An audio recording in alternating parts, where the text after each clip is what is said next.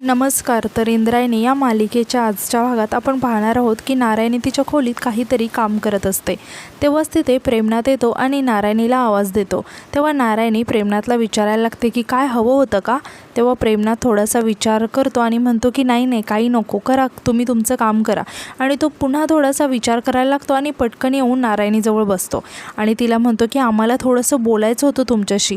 तेव्हा नारायणी म्हणते की नाही आत्ता नको, आधीच खूप कामं आहेत, आपण नंतर बोलूया ना.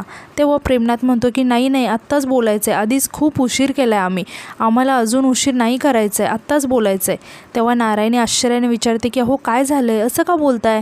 तेव्हा प्रेमनाथ नारायणीला म्हणतो की मला माफ करा, मला ना तुमची माफी मागायची. तेव्हा नारायणी आश्चर्याने प्रेमनाथकडे बघायला लागते. त्या प्रेमनाथ म्हणतो की खरं तर आधीच मागायला पाहिजे होती मी तुमची माफी, खूप उशीर केला आहे तुम्ही माफ कराल की नाही माहिती आहे आम्हाला, पण आम्हाला माफी मागायची आहे तुमची. आम्ही नेहमी तुमच्यासोबत खोटं बोलत आलो, खोटेपणाने वागत आलो, कधीच तुम्हाला सुख नाही दिलं. नेहमी म्हणत आलो की आम्ही विंजे सरकार आहे, आम्हाला सगळ्यांचं सगळं कळतं, तामणगावाला आमची प्रॉपर्टी आहे, पैसा अडकाय, संपत्ती आहे, पण खरं तर ना तसं काहीच नाही आहे. आम्ही तामणगावचे राजहंस नाही आहोत, इथे दिग्रजकरांच्या घरात राहून आयतं खाणारे आहोत, आम्ही शून्य आहोत आम्ही.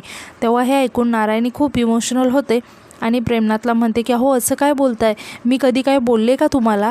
तेव्हा प्रेमनाथ म्हणतो की नाही तुम्ही कधी काहीच बोलला नाही हो मला, हाच तर तुमचा मोठेपणा आहे. इतकी वर्ष फक्त सहन करत आला तुम्ही मला, तुमच्या मनात आलं असतं ना तर तुम्ही घराच्या बाहेर काढू शकत होता मला, पण तुम्ही तसं काहीच केलं नाही.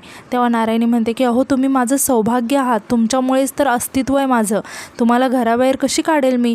तेव्हा प्रेमनाथ पटकन नारायणीचा हात हातात घेतो आणि खूप रडायला लागतो आणि म्हणतो की नारायणी मला माफ करा प्लीज. तेव्हा नारायणी म्हणते की अहो मी केव्हाच माफ केले तुम्हाला. तेव्हा हे ऐकून प्रेमनाथ खूप इमोशनल होतो आणि म्हणतो की मी खूप नशीबवान आहे की तुमच्यासारखी बायको मला मिळाली. आणि म्हणतो की एक गोष्ट सांगायचीच राहिली, तुम्ही नेहमी म्हणायचं ना की स्वतःच्या पायावर उभे राहा, स्वतःचे 2 पैसे कमवा, घर सांभाळा. तर आम्ही इथे तालुक्याला एका ठिकाणी काम बघितलं आहे, 2 दिवसानंतर जॉईनिंग आहे, पगार जास्त नाही आहे पण आपल्या तिघांचं भागेल त्याच्यात. आता हे ऐकून नारायणी खूपच खुश होते. आता प्रेमनाथ म्हणतो की आम्ही तुम्हाला आनंदी ठेवण्याचा पूर्ण प्रयत्न करू, आता तिकडेच चाललो आहे आम्ही, हेच सरप्राईज द्यायचं होतं तुम्हाला, असं म्हणून प्रेमनाथ तिथून जायला लागतो. तेव्हाच नारायणी प्रेमनाथला थांबवते आणि पटकन जाऊन त्याला मिठी मारते. आता दोघेही खूपच इमोशनल झालेले असतात आणि दोघेही खूपच रडत असतात. आता नारायणी प्रेमनाथला म्हणते की तुम्ही जरा तामणगावचे राजहंस नसला ना तरी माझे राजहंस कायम असाल. तर आता दुसरीकडे आपण पाहतो की ते आजोबा व्यंको महाराजांना एका जंगलात त्यांचं हरवलेलं मेंढरू शोधायला सोबत घेऊन आलेले असतात. आता चालत असतानाच ते आजोबा व्यंको महाराजांना विचारतात की तुम्ही विठूच्या वाडीचेच का. तेव्हा व्यंको महाराज सांगतात की हो. आता ते आजोबा व्यंको महाराजांना विचारतात की म्हणजे तुम्हाला व्यंको महाराज दिग्रजकर माहिती असणार ना, खूप चांगला माणूस आहे. यावर व्यंको महाराज काहीच बोलत नाहीत. आता ते आजोबा म्हणतात की खूप ऐकलं आहे त्याच्याबद्दल, दयावान आहे, गोरगरिबांना मदत करतो. तेव्हा व्यंको महाराज म्हणतात की काय माहिती, स्वतःच्या पोटच्या पोराचा जीव त्याला वाचवता आला नाही ना, स्वतःच्या शिष्यावर विश्वास दाखवता आला. तेव्हा ते आजोबा म्हणतात की माणूस आहे ना, थोडीफार चूक भूल तर होणारच की, नसती झाली तर देव म्हणलं नसतं का लोकांनी त्याला. तेव्हा व्यंको महाराज म्हणतात की बाबा त्याला माणूस तरी म्हणावं की नाही अशी शंका येते हल्ली. तेव्हा ते आजोबा म्हणतात की अरे बाबा विठ्ठलाचा भक्त आहे, अशी शंका घेऊ नये बाबा. तेव्हा व्यंको महाराज म्हणतात की का घेऊ नये हो, सांगा ना मला बाबा. तेव्हा ते आजोबा म्हणतात की शेकडोने मेंढ्या आहेत माझ्याकडे, डोळ्यात तेल घालून रात्रंदिवस राखण करतो मी, तरीसुद्धा गेलं की नाही एक मेंढरू माझं. अहंकार बाबा, मला असं वाटलं की मला सोडून जाणार नाही कुठे, पण गेलं ना आणि एखादी गोष्ट जाते ना तेव्हाच महती कळते त्याची. तेव्हा हे ऐकून व्यंको महाराजांना खूप वाईट वाटतं आणि ते तिथेच विचार करत उभे राहतात. तेव्हा ते आजोबा व्यंको महाराजांना म्हणतात की चला मग मेंढरू शोधूया का, माझं लहान आहे, गरज असणार त्याला माझी, असं म्हणून ते दोघेही पुन्हा ते मेंढरू शोधायला लागतात. आता मेंढरू शोधून झाल्यावर दोघेही एका ठिकाणी थकून बसतात. तिथे आता व्यंको महाराजांचं लक्ष एका छोट्या मुलीकडे जातं. ती मुलगी आता पाठमोरी उभी असते आणि झाडाजवळ खेळत असते. तेव्हा व्यंको महाराज लगेच तिच्याजवळ जातात आणि त्या मुलीला आवाज देतात आणि म्हणतात की अगं पोरी. तेव्हा ती मुलगी पाठी वळून व्यंको महाराजांकडे बघायला लागते. तर ती मुलगी दुसरी तिसरी कोणी नसून आपली छोटी इंदू असते. आता छोट्या इंदूला समोर बघून व्यंको महाराज खूप शॉक होतात आणि खूप इमोशनलसुद्धा होतात आणि इंदूला समोर बघून त्यांचे डोळे भरून येतात आणि ते इंदूला म्हणतात की इंदू तू इथं. तेव्हा इंदू व्यंकू महाराजांना म्हणते की महाराज, तुम्ही मला नाकारल्यावर मी कुठे जायचं सांगा ना. माझ्याकडे बघणं टाळत होता, नीट बोलायचं टाळत होता, करणार काय होते मी. तेव्हा हे ऐकून व्यंकू महाराजांना खूप वाईट वाटतं आणि ते इंदूला म्हणतात की माझं चुकलंच गं बाळा, आणि आता मला माझी चूक पूर्णपणे कळली आहे बघ. तुझ्याशी बोलायचं आहे खरं तर तुझ्यासमोर उभं राहायची सुद्धा लाज वाटते गं बघ मला. तेव्हा इंदू म्हणते की महाराज, एका चुकीवर दुसरी चूक करणं हा उपाय असतो का हो. आपण आपल्याच माणसांना आपल्यापासून दूर लोटतो का त्याला तोडून टाकतो, हा उपाय असतो का चुकीवरचा महाराज. अहो तुम्हाला तरी पटते का हे. तेव्हा व्यंकू महाराज काही न बोलता खाली मान घालून उभे असतात आणि त्यांना खूपच वाईट वाटत असतं. आता तितक्यात त्यांना मोठ्या इंदूचा आवाज येतो. तेव्हाच व्यंकू महाराज पटकन पाठी वळून बघायला लागतात तर मोठी इंदू पाठी उभी असते. तेव्हा व्यंकू महाराज तिच्याकडे खूपच आश्चर्याने बघायला लागतात आणि पुन्हा इकडे पाठी वळून छोट्या इंदूकडे बघायला लागतात, मात्र छोटी इंदू तिथे नसते. तेव्हा हे बघून व्यंकू महाराज खूपच शॉक होतात. आता मोठी इंदू व्यंकू महाराजांना बघून त्यांना म्हणते की महाराज. तेव्हा व्यंकू महाराज इंदूला म्हणतात की इंदू, अगं कुठे होतीस तू, किती शोधायचं तुला, सांग मला, आणि मला सांग तू इथे एकटी काय करतेस आणि इकडे कशी आलीस. तेव्हा इंदू सांगते की अहो महाराज, मी ते मेंढरू शोधायला आले होते. आता ते बाबा खूप कौतुकाने व्यंकू महाराज आणि इंदूकडे बघत असतात. तेव्हा महाराज इंदूला विचारतात की मेंढरू म्हणजे त्या धनगर बाबांचं मेंढरू. तेव्हा इंदू सांगते की हो, ते बाबाच घेऊन आले मला इथे. आता महाराज खुश होऊन म्हणतात की अगं इंदू, हे बाबा का, असं म्हणून ते हात करून दाखवायला लागतात, मात्र ते बाबा तिथे नसतात. आता ते बाबा तिथून नाहीसे झालेले बघून व्यंकू महाराज खूपच शॉक होतात आणि इंदूला आता आठवतं की इंदू काहीतरी काम करत असते. तेव्हाच ते बाबा तिथे येतात आणि इंदूला म्हणतात की ए पोरी, माझं मेंढरू हरवले गं, लेकरू आहे माझं, हरवलेल्या गोष्टी तुला सापडतात असं ऐकलंय, म्हणून शोधत शोधत आलो पोरी, तुला माझी मदत कर तेवढी, विठ्ठलाची शपथ आहे बघ तुला. तेव्हा इंदू म्हणते की अहो डायरेक्ट विठुरायाची शपथ होय, अहो देते की तुमचं मेंढरू शोधून, चला, असं म्हणून ती त्या बाबांसोबत मेंढरू शोधायला जाते. तर आता यानंतर इंदू आणि व्यंकू महाराज दोघेही त्या बाबांना बघायला लागतात, मात्र ते बाबा त्या दोघांनाही कुठेच दिसत नाहीत. तेव्हा इंदू व्यंकू महाराजांना म्हणते की महाराज, त्या धनगर बाबांचं मेंढरू शोधत शोधत मी इथंपर्यंत आले, आणि तुम्ही कसे आलात इथंपर्यंत, त्या बाबांनीच तुम्हाला इथं आणलं आहे का. तेव्हा व्यंकू महाराज हो म्हणून सांगतात. यावर इंदू म्हणते की म्हणजे त्या बाबांनी आपल्या दोघांना एकत्र आणले. आता व्यंकू महाराज खूप इमोशनल होतात आणि इंदूला म्हणतात की इंदू, तुला काही समजलं का.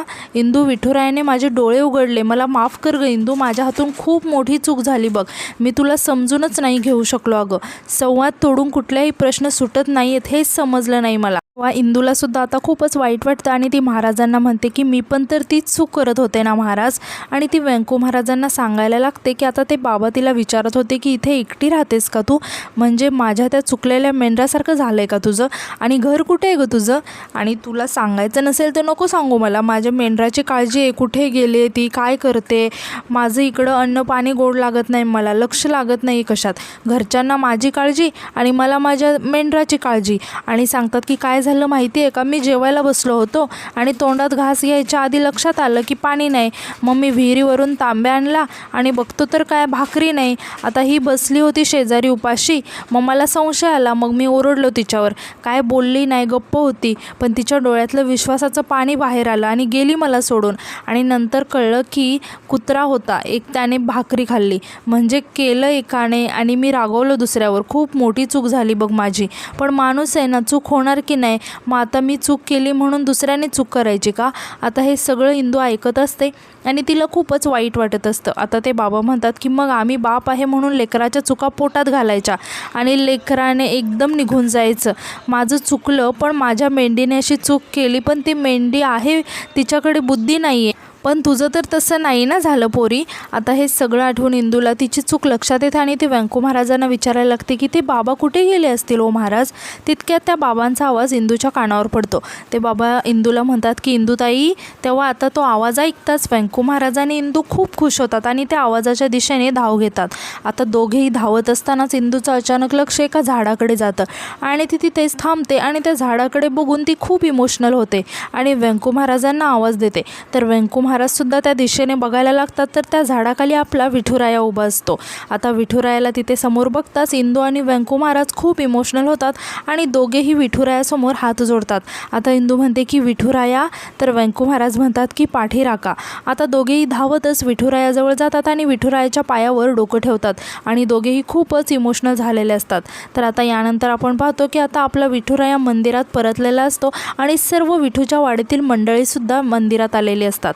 आता सर्वजण मिळून विठू नामाचा गजर करत असतात आणि विठुरायाला पुन्हा मंदिरात बघून सर्वजण खूप खुश असतात आणि सगळेजण खूप इमोशनलसुद्धा झालेले असतात. आता महाले मास्तर म्हणतात की महाराज, विठूच्या वाडीतला विठुराया विठूच्या वाडीतल्या मंदिरात परत आला. तर बाळंभट म्हणतात की मला माहिती होतं आपला विठुराया आपल्यापासून फार काळ दूर नाही राहू शकत. तेव्हा इंदू म्हणते की अहो बाळंभट, आपला विठुराया सगळ्यांच्या मनात इतका घट्ट बसलाय ना की त्यालाच करमलं नाही बघा आपल्याशिवाय. असं म्हणून सर्वजण पुन्हा विठू नामाचा गजर करायला लागतात. तर आता यानंतर आपण पाहतो की सगळे दिग्रजकर आता एकत्र वाड्यात जमलेले असतात. आता व्यंको महाराज म्हणतात की आजपर्यंत आपल्यामध्ये जे काही भलं बुरं घडून गेलं ते आता आपण सगळ्यांनी विसरून जाऊयात, सोडून देऊयात मागं सगळं. जे काही झालं गेलं गंगेला मिळालं असं मानूया आणि परत एकत्र येऊया, नव्याने सुरुवात करूया. जे काही जुनं होतं ते सगळं मागे सोडून. तेव्हा मोठ्या बाई म्हणतात की जुनं जळो आणि नव्याची नवलाई आणि ऊब कायम राहो. आणि म्हणतात की हे सगळं ना एकाच व्यक्तीमुळे शक्य झाले.